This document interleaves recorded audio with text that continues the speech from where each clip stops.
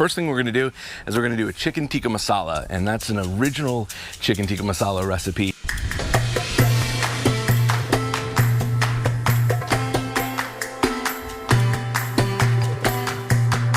The first step whenever it comes to Indian food is it's always about layering, and so we're going to layer a lot of different flavors on it. Chef Keith Saracen is on a mission to get more people to understand and fall in love with Indian cuisine.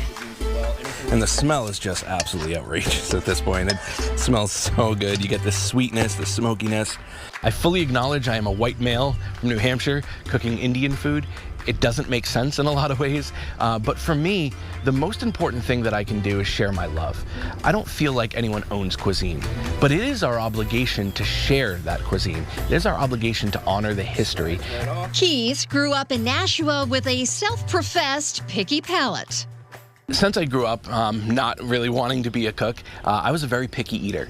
My diet consisted of mac and cheese and chicken tenders, and I wasn't really adventurous. It wasn't until he lost a bet over a video game with a friend that his eyes and taste buds were turned on. I didn't understand what naan meant, and it was confusing, but I remember ripping that piece of charcoal bread and dipping it into the sauce, and I closed my eyes and I took my first bite. And that's where the journey began for me. It was like Neo seeing the Matrix. I didn't understand how food could be this vibrant and this full of soul. His new pop-up Atma, a word that translates to soul in Hindi, is taking Indian food to the next level. We explore the regionality of Indian food. Indian food isn't just chicken tikka masala like you saw today. Indian food is so much more. It is rich in history. It is scarred from the Mughal Empire. It is changed dramatically from the Portuguese, and it changes dramatically every 30 kilometers. So in Atma, when you come to a pop-up dinner, we get to explore the regionality of it. We get to explore techniques and flavors that nobody could probably have around here. As you may have gathered already, Keith is more than a chef. He's a student, a historian, and a storyteller. His dishes, the canvas that weaves it all together. The stuff that I'm learning, I want to share with everyone else, because I think once people experience the soul of Indian cuisine, the authenticity of the flavors, but a modern plating perspective, I think that they're going to change their perspective on how great this food can actually be. Keith is also the mastermind behind the Farmer's Dinner series, hosting farm-to-table events on farms across New England since 2012.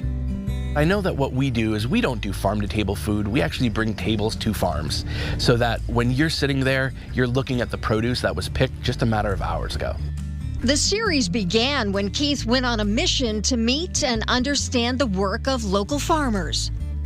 For me, I really wanted to find what my niche was. And when I was working as an executive chef, we were sourcing apples from 3,500 miles away. And I went to the owners and I was like, hey, why are we doing this? Like, there's apple orchards right outside the, just miles down the road.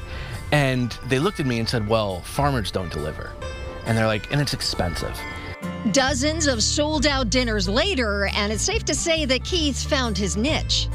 Keith has fed just under 20,000 customers in over 400 courses. They've never repeated a menu item because there's a unique story to be told in every bite. I think when people sign up for the dinner, they know that they're going to get a beautiful scene, right? You're going to have dinner on a farm outside. I think what they don't understand is all the work that goes into it, right? Because what we want to do is our job is to honor and tell a story. We want to honor the farm, honor the animals, honor the vegetables, honor the entire experience, but we also have the privilege of telling the story of the farm. If Indian cuisine pop-ups and sold-out farmers' dinners weren't enough, Keith is also a cookbook author. His third book, Meat, the Ultimate Cookbook, was his COVID project and hit the shelf with over 300 recipes in it. So we have this gorgeous ribeye right here, and what we're going to do is I'm going to teach you a really simple method to grilling this correctly. First thing that we want to do is we want to give this at least 2 hours at room temp. The other thing that we want to do is we want to salt it liberally with kosher salt.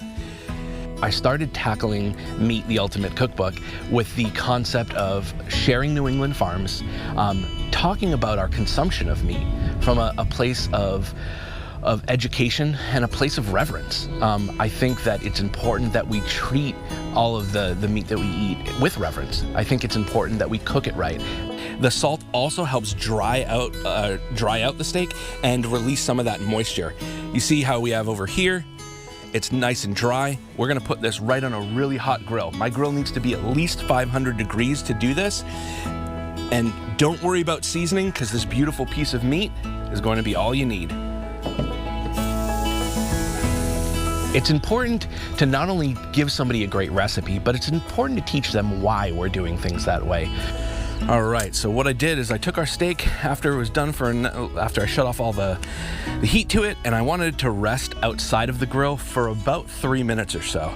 And at this point, my steak is for the temp that I want it at, so we're just gonna start cutting right into it as we bring in that nice gremolata right over here and throw it right on, and then just finish it with a little pinch of salt. And that's our steak. From meat to masala, who knows what Keith's next course will look like. But you can rest assured it will be delicious, because for Keith, food is so much more than just nourishment. Food is a great equalizer. Food allows us to sit down and to break bread or roti or naan or whatever we want to do.